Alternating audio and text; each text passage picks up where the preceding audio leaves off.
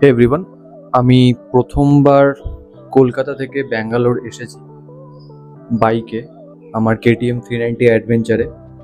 আমি এই ভিডিওতে সেই ব্যাপারেই কথা বলবো যে রাস্তায় আমি কত কি খরচা করেছি, আমার তেলে কত খরচা হয়েছে, স্টেতে কত খরচা হয়েছে, আর খাবারে কত খরচা হয়েছে। এই ভিডিওতে আমি খরচার ব্যাপারেই মোস্টলি কথা বলবো, আর আমার রাস্তার এক্সপিরিয়েন্স আরও ডিটেলসে অন্য একটা ভিডিওতে বলবো, কারণ এই ভিডিওতে যদি আমি বলি ভিডিওটা অনেকটা লম্বা হয়ে যাবে। তো চলো শুরু করা যাক। প্রথমে বলবো রুট প্ল্যান আমি এরমভাবে করেছিলাম যে কলকাতা থেকে আমি প্রথম দিন এসেছিলাম উড়িষ্যার ব্রহ্মপুরে, সেখানে রাতে স্টে করি। পরের দিন আমি সেখান থেকে বেরিয়ে যাই অন্ধ্রপ্রদেশে বিজয়ওয়াড়া আগে 20 কিলোমিটার আগে স্টে করেছিলাম, কারণ বৃষ্টি শুরু হয়ে গেছিলো।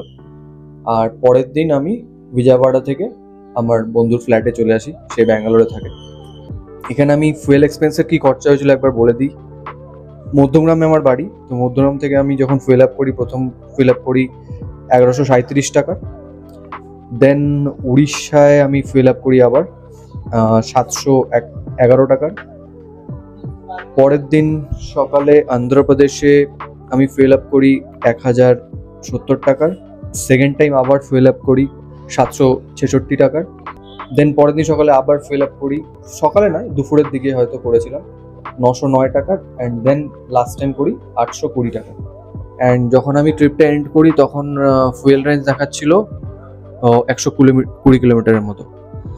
আর পেট্রোলে তাহলে টোটাল খরচা দাঁড়াচ্ছে আমার 5412 টাকা। 6বার ফুয়েল আপ নিয়েছি, টোটাল 49.2 লিটার ফুয়েল আপ করেছিলাম। অ্যান্ড ধরলাম অ্যাভারেজ প্রাইস 110 টাকা করে। অ্যান্ড তাহলে মাইলেজ যেটা দেখাচ্ছে, আমি জাস্ট জিপিটি দিয়ে ক্যালকুলেশন করেছি, সেখানে একটা অসাধারণ মাইলেজ দেখাচ্ছে KTM 390 অ্যাডভেঞ্চারে, সেটা হচ্ছে 39.2 কিলোমিটার পার লিটার। এখানে ভুল ত্রুটি হতে পারে, সে ব্যাপারে আমাকে ক্ষমা করো।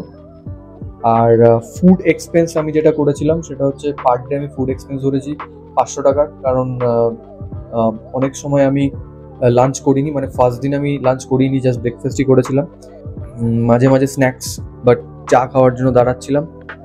তো অ্যাভারেজ আমি ধরলাম 500 টাকার আমি এক্সপেন্স করেছি, ডিনারের খরচা ইনক্লুডেড। তো 1000 টাকার হচ্ছে এক্সপেন্স।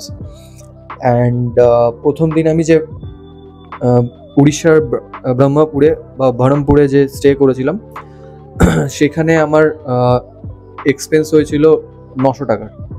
বাট আমি বলবো যে এটা কিন্তু একটু হাই প্রাইস চার্জ করে হোটেলগুলোতে, তোমাকে একটু বার্গেন করে কমিয়ে নিতে হবে। সেকেন্ড দিন থেকেছিলাম আমি বিজয়ওয়াড়ার আগে, সেখানে আমাকে বলছিল যে কত 1800 টাকা, বাট আমি ওটা বার্গেন করে 800 টাকায় নামিয়েছিলাম। নন এসি রুম ছিল, প্রচণ্ড মশা ছিল রুমে, বাট আমি বলবো যে ওই হোটেলটার নামও আমি দিয়ে দেবো, ওই হোটেলটায় কোনোদিন স্টে করো না, কারণ হোটেলটা ভালো না, আমার এক্সপিরিয়েন্সে ভালো না। যদি নন এসি রুম নাও, প্রচণ্ড মশা ছিল। হোটেল দেব কৃষ্ণা বিজয়ওয়াড়ার এই হোটেলটা ছিলাম, আমি রিকমেন্ড একদমই করবো না, কারণ এখানে প্রচুর হাই চার্জ বলবে, দেন তোমাকে কমাতে হবে।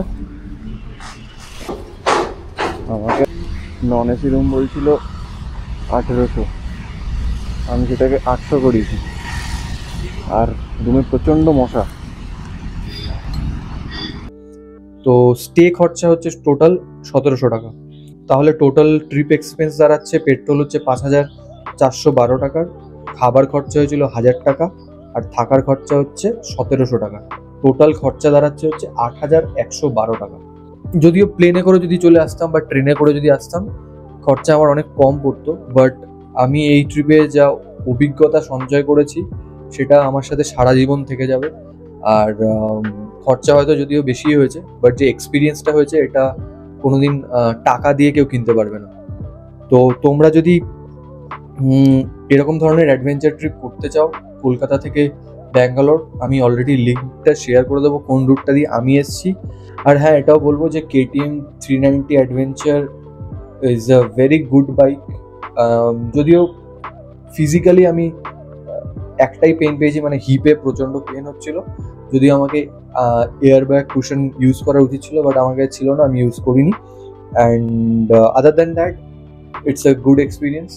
ভালো ভালো মানুষ পেয়েছি রোডে। অনেক সময় কী হয় যে আমরা রোডে কী হবে ওটা নিয়ে একটা ভয় থাকে, বাট রোড এক্সপিরিয়েন্স খুব ভালো ছিল। যেখানে দাঁড়িয়েছি লোক এসে কথা বলেছে অ্যান্ড আমার সাথে কমিউনিকেট করার চেষ্টা করেছে যে একা আসছো, কোথায় যাচ্ছ, কী বৃত্তান্ত, বাট কেউ আর হার্মফুল না। মানে অনেক সময় রাতেও রাইড করেছি, বাট কোনো সময় ভয় লাগেনি যে কোনো কিছু হয়ে যাবে।